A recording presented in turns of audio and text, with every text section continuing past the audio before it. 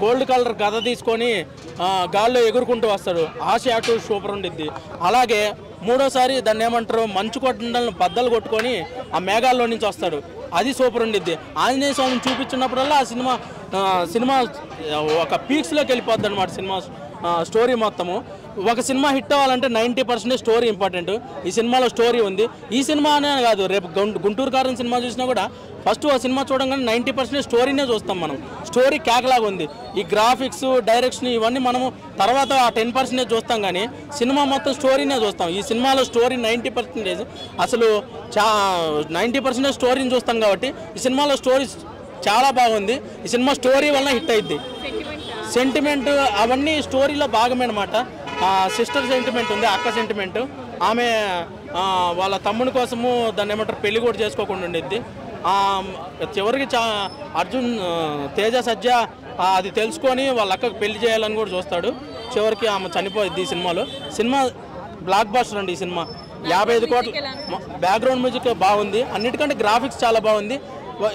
90% సినిమాలో చూసేది మన స్టోరీయే కాబట్టి స్టోరీ స్టోరీతోనే హిట్ అయింది ఏ సినిమా అయినా. అంటే నేను ఇంకా రేపు గుంటూరు కారం సినిమా కూడా చూస్తున్నాను, రేపు 6 o'clockకి. రెండు చూసి కంపేర్ చేయగలం, కానీ సినిమా చూడకుండా.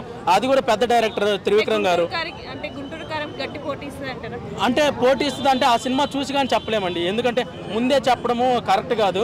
ఎందుకంటే ఆ సినిమా డైరెక్టర్ త్రివిక్రమ్ గారు మంచి రైటరు, అలాగే డైరెక్టరు. ఆ సినిమా చూడకుండా మనము రెండింటిని కంపేర్ చేయలేం కాబట్టి నేను ఏం చెప్పలేకపోతున్నాను. ఈ సినిమా చిరంజీవి గారితో తీయాల్సిన సినిమా. చిరంజీవి గారితో తీస్తే గ్యారెంటీ 2000 కోట్లు సంపాదించింది. ఎందుకంటే ఇది 10 లాంగ్వేజెస్లో రిలీజ్ అవుతుంది. దేశవ్యాప్తంగా, ప్రపంచవ్యాప్తంగా 10 లాంగ్వేజెస్లో రిలీజ్ అయితే నెక్స్ట్ దీనికి సీక్వెల్ ఉంది. ఈ సీక్వెల్ అయిన ప్రశాంత్ వర్మ గారు చిరంజీవి గారితో తీస్తారని నేను మెగా ఫ్యామిలీకి పెద్ద ఫ్యాన్ అనమాట. చిరంజీవి గారికి పెద్ద ఫ్యాన్ నేను. ఈ సినిమా చిరంజీవి గారితో తీస్తే గ్యారెంటీ 2000 కోట్లు సంపాదించింది.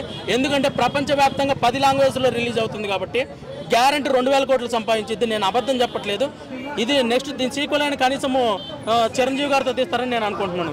Thank you. మా సత్యం 24 ఫ్రేమ్స్ ఛానల్ని సబ్స్క్రైబ్ చేసుకుని బెల్ ఐకాన్ని యాక్టివేట్ చేసి లైక్ చేయగలరు, షేర్ చేయగలరు.